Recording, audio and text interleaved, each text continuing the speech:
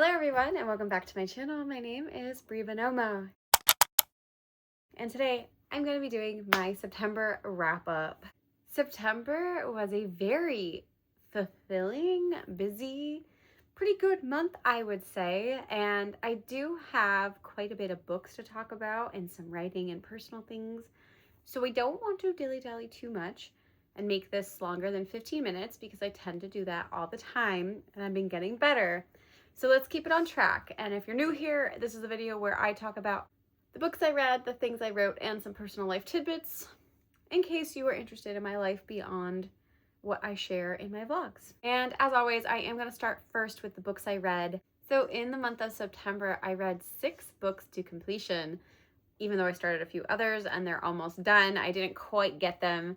I was trying. I was like, maybe I can finish like 9 or 10 books this month, but it was just a little bit too much. But that means October is going to be off to a great start when I finish all the books like very quickly. So anyway, the first book I read in the month was Red Rising by Pierce Brown. This was the first time I read this. It was my introduction to Pierce Brown and the series, and it was part of my online book club, which is available for you to join. So if you want to join the Autumn Breeze book club, I co-host it with Autumn Ashley, and we have a whole Discord channel where we chat and meet up once like every other month and talk about the books we're reading. So I read this for the book club and I had like mixed feelings on it, to be honest. It's not bad. I just didn't, I expected a little bit more from it, and there was some, to me, some confusing and or like a lot of plot holes in this first book that just left me unsatisfied. And there were some lapses in like the storytelling for me. What I mean by that is like sometimes the voice irritated me. Sometimes they would act like the kids in this because they're all like 16, 17. They would act like adults in some ways, and then they would come around and have like this crude humor and act very childish. And I just felt like, you know, not that that can't happen, but I didn't feel like it was natural to me, and that would take me out. I felt like sometimes the tone was different, and I also thought that the writing was very flowery and it was really hard to really settle me in the world at times. But I thought the concept itself was interesting. I just had some issues. Like I just wasn't able to get fully invested in this like I wanted to. That said, it is my book club pick, so I am going to be continuing in the series. And from what I know, the one person in my book club has read the series already, and this is a reread, and said that it gets more entertaining and things are explained more in book 2. I just personally have a gripe with that because I want some answers in the first book, and I don't want to have more questions that I feel like might not be answered. I am hoping to be proven wrong though, and I'm here for the ride now. We'll see how the rest of the series goes. And when I series, I will say I'm only reading the 3 books of this trilogy. I'm not going to continue on, at least not right now. So yeah. We are going to be reading the second book and discussing it in November. So if you're interested in doing that, it'll probably be like right before Thanksgiving. So that could be a good time. It could be a bad time for people. We'll see. I have about like a month and a half to read this book and the second one if you want to join us, and the link is in my description below. Next, I read Becoming Dangerous, Witchy Femmes, Queer Conjurers, and Magical Rebels, which is an essay collection that was edited by Katie West and Jasmine Elliott. I bought this in 2020, probably during the pandemic, because I loved the cover of it. And then I think I read like one essay, the first one, and to be fair, I don't think it was a good entryway into this collection.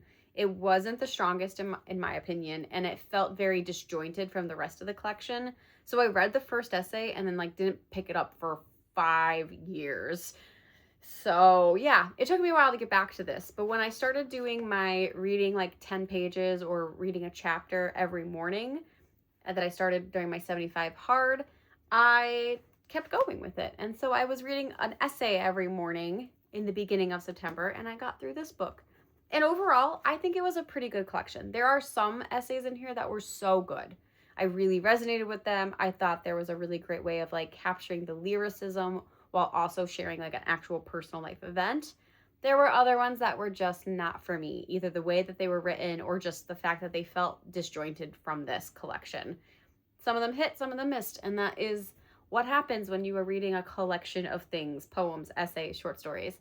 But overall, I did like this, and I feel like if you're in America, this is even more relevant again, because if you know about 2020 and all of that, not that this is pandemic, but more political, then a lot of these I felt like it just, I guess it came back to me when I needed it the most, because there was a lot of things that happened in 2020 that are happening again now, and so it was a good timely read. But yeah, overall would recommend, knowing that not all the essays are probably going to be a winner for you. Next, I read The 13th Tale by Diane Setterfeld.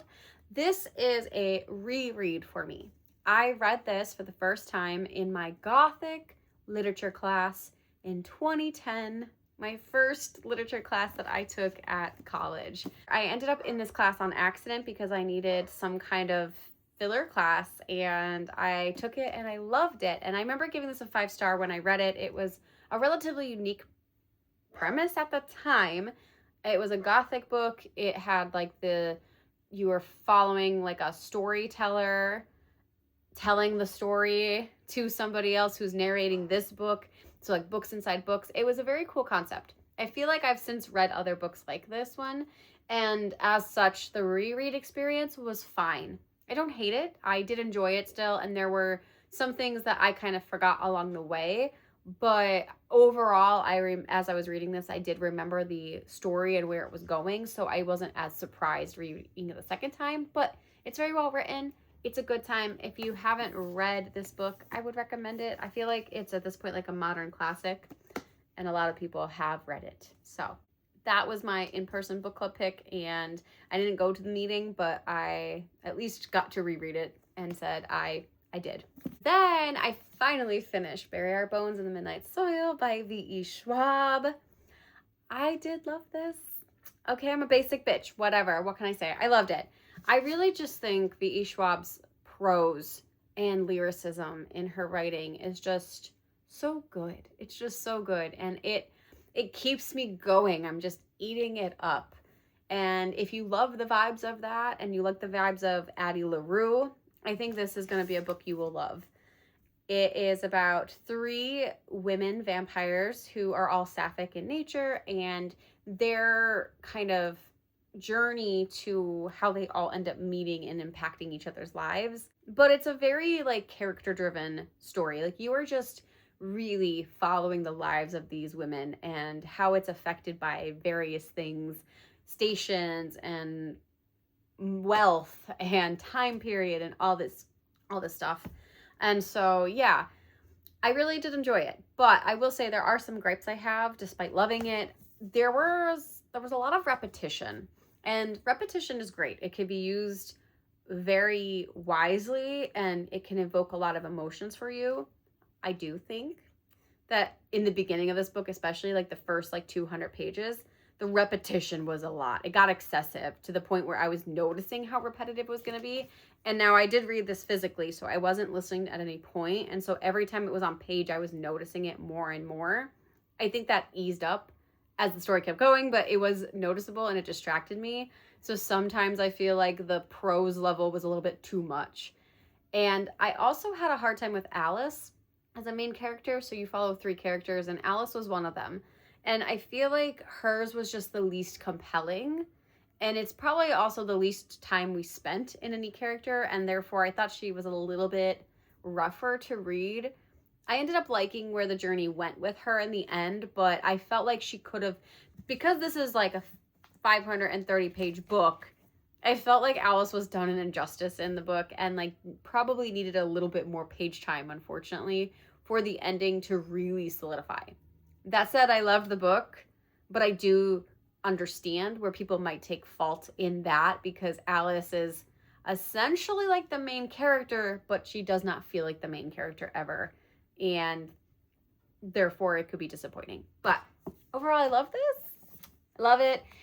It reminded me a lot of Addie LaRue. I really like the themes in it, and I just really like the characters. Like V.E. Schwab really did write compelling characters, and I liked seeing how immortality changes people and how time and place and others around them, like how all these aspects might warp you when you live for hundreds of years. Well done. Then I also finished 2 audiobooks as well. I finished The Hexex by Erin Sterling. So The Hexex follows these 2 individuals, Vivi and Reese. And after having a summer fling at 19, Reese decides to go back to Wales and breaks Vivi's heart, and Vivi kind of puts a curse on him. At first she thinks it's sex, it doesn't mean anything, that it was just her like releasing steam, but it ends up being true when Reese comes back and things are going wrong and they have to put it together. It was a really cute read. I had a great time. It was so fun. It was a little spicy, so you kind of get your nice like storytelling and your little bit of a spice. And I had just so much fun. It was like the perfect way to ease into spooky season with something cute and romantic and just a good time. And lastly, I finished Play Nice by Rachel Harrison. This just came out in September. I had pre-ordered the audiobook and I was really excited to get into it. Mostly because I was curious to see if it could be a comp for my next book that I'm writing. I think in some ways it can, but I also just really liked So Thirsty by Rachel Harrison, and I wanted to see what this book was going to be about, and I ended up loving it. So good. It is like, I think it's a great, Rachel Harrison is a really good person for like intro to horror. So if you're kind of on edge, if you don't know where to start with horror books, I think her books are excellent. They touch upon the weird. She has great prose and great voice and atmosphere, and she can make really good like relatable characters. And so if you're not sure where to start with, I think her books are great for that. And this one was excellent. I had a great time. I felt like the characters were real. Rachel, I think, was born in New Jersey and still lives there, if I'm not mistaken. So there's just a lot of mannerisms and discussion. Like every time I read a book of hers, I can feel the Jersey in it. And that's not an insult. I'm from Pennsylvania, but like we have similar mannerisms because I'm in the tri-state area and we're all kind of, we talk the same in some ways. So there was a lot of things that like when her characters were speaking, I was like, I do that all the time. Specifically like asking a question but ending it with yeah, like, oh, we have this to do this weekend, yeah. She did that with her characters and I was like, that's me. I say this all the time. So it felt really relatable on a personal note too. She writes really relatable characters, and overall I think you should read it. I am gonna run out of time to do this video because I keep getting so many distractions. Not that you guys can see all the distractions that are happening, but I know you can hear my dog right now, and that has been going on so long and I cannot get them to settle down. So I'm gonna try to rush through the next 2 sections, and I'm so sorry, guys. So let's talk about all the writing things, which isn't a whole lot, but it is at the same time. So in the month of September, I have officially brainstormed and got a lot of ideas for my next novel, which is my lovingly titled, if you will, Massacre Mansion. That's not really the title, but I have to work on that. So I'm just calling it Massacre Mansion because it's literally what's happening. People are massacred there, but we don't know why they're being massacred. And it is, I kind of have a better sense of like what's grounding me, and I really have to thank Save the Cat Writes Horror for this. Excellent. I'm not done with it, as you can tell. I'm still working through it. But guys, if you are wanting to write horror or add horror elements into your book, this is wonderful. This was the most like actionable step-by-step, like here's the shit I need to know and here's how to do it. It's so good. I'm just having a great time reading it, and I'm having fun brainstorming.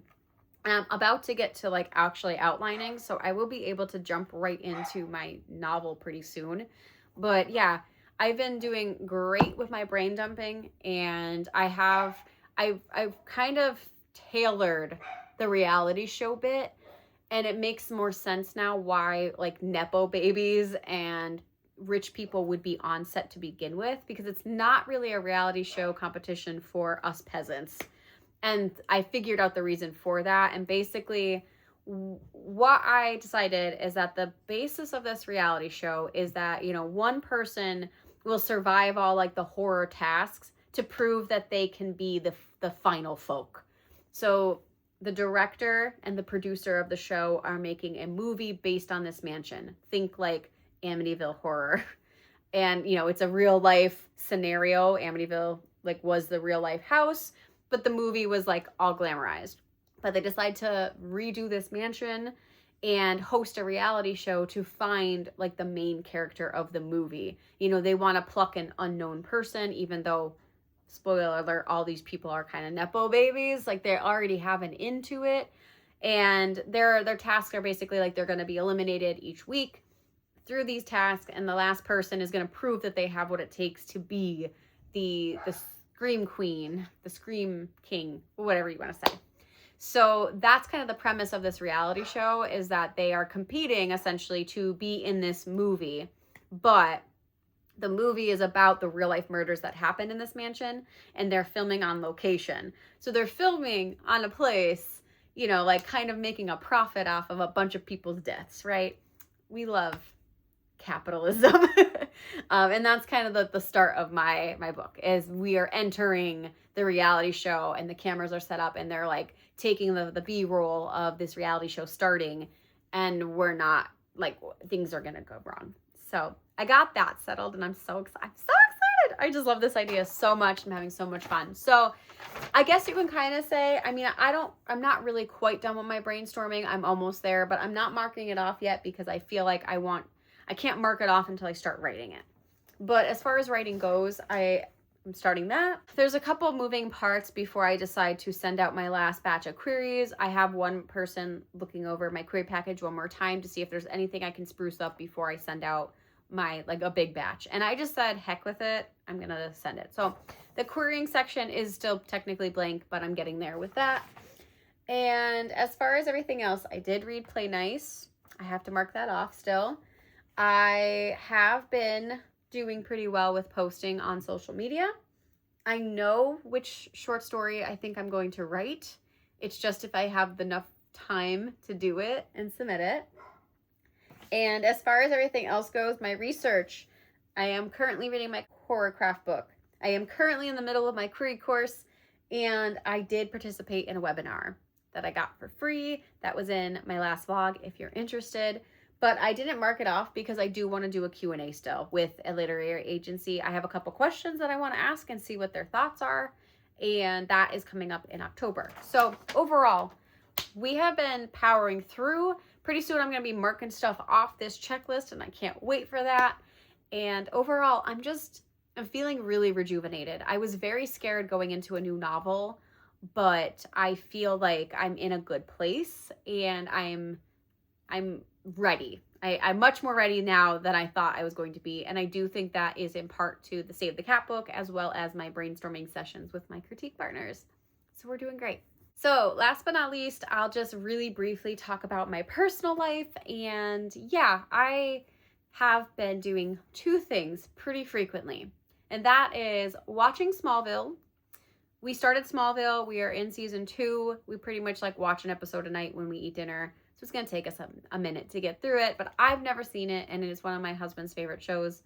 So we started watching that. It's kind of like a comfort show, you know, and I'm having a good time. It's a good show. I like it a lot.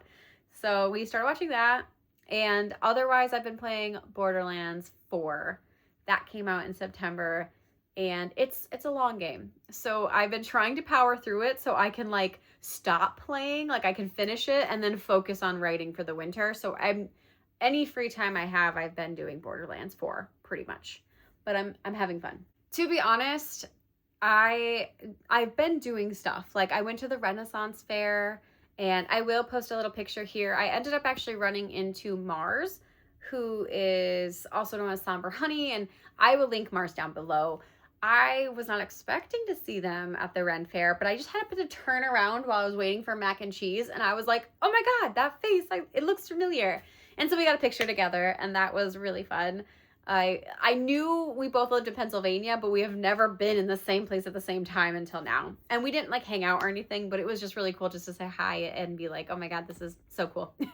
So that was nice. I also had a really nice day with my one friend. She lives in Philadelphia, so I don't get to see her often, but she had come up because she was in the middle of transitioning jobs and had taken some time off. And we had a lovely day out together. We went to some local independent bookstores. We got dinner. We got black ice cream. It was like Gothic ice cream. And that was the vibe. It was like, that was their like highlight, was like the black ice cream. it was good. It was just a great time, and it was kind of like a nice way to end summer because that was towards the end of summer too, and it was just it was a really nice month. Overall, I had a really good September. I would definitely say if you're not following me on TikTok and Instagram, in the month of September, I posted a TikTok and an Instagram every single day. So if you want updates on my life, you should definitely go back and watch all of those. I won't repeat a lot of that information here, but I did have fun. I can't believe now that I'm done with that challenge. But now I feel like I have to keep going, right? Like that's how they sucker you in. I have a post every day to make. But yeah, I was successful. I did post every single day, even when I didn't want to, and even when it was like 8 o'clock at night and I forgot. So I'm very proud of myself for that challenge. And yeah, if you want to know more about what I was doing, I will leave those always linked down below. So thank you so much, guys, for hanging out with me and hearing about my rambles. I would love to know how your September went, what you read, what you watched, what you wrote, or anything fun, just let me know. And I will be back with another vlog very soon. And until next time, I'll see you then. Bye.